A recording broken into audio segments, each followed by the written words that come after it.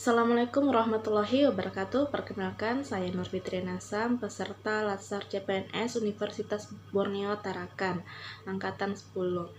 Hari ini saya akan memaparkan sedikit materi yang sudah kami dapatkan, yang dibawakan oleh Muhammad Abdirrahman secara daring. Materinya yakni Manajemen ASN.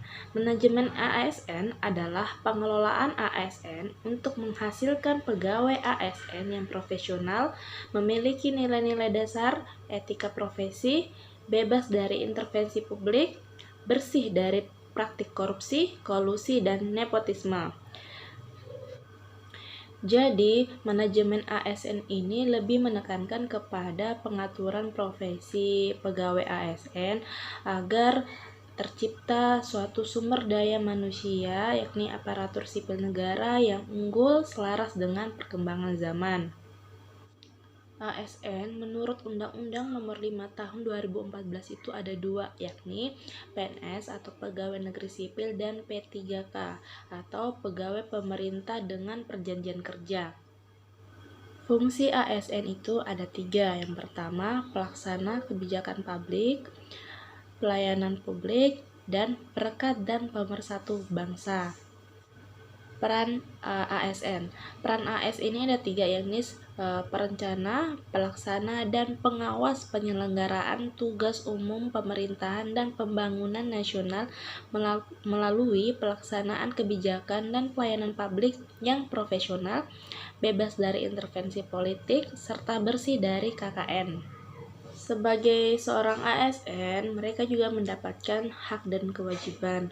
Hak adalah sesuatu yang patut atau layak diterima. Nah, hak antara ASN yang PNS dan P3K ini berbeda.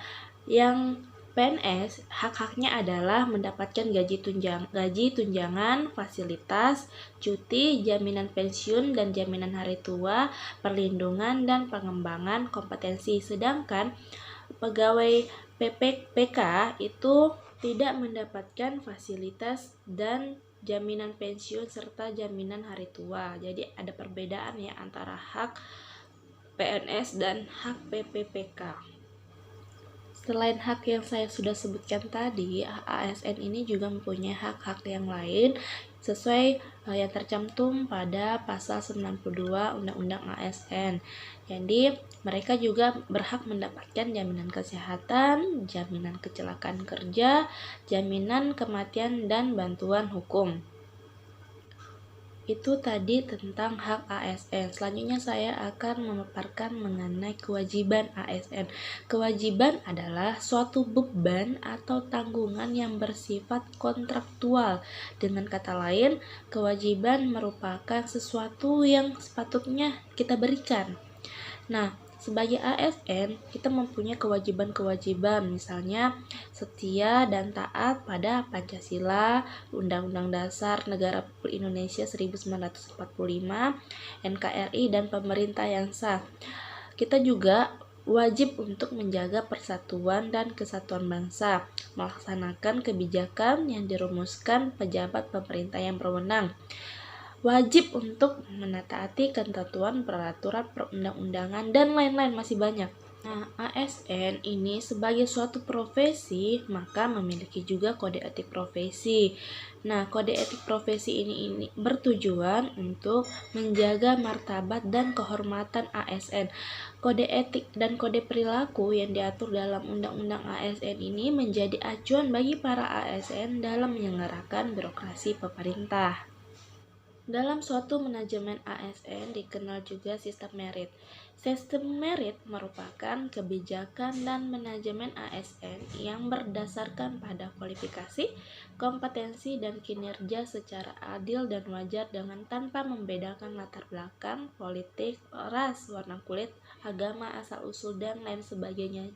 Jadi sistem merit ini merupakan suatu proses pengambilan keputusan di mana didasari pada kualifikasi, kompetensi, dan kinerja seseorang. Penilaiannya itu secara objektif.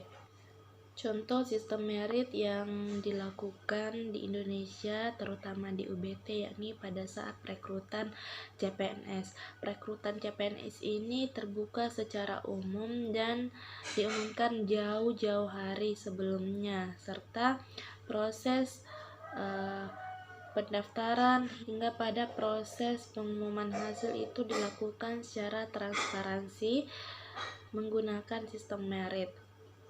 Demikian materi yang saya paparkan hari ini, semoga bermanfaat. Assalamualaikum warahmatullahi wabarakatuh.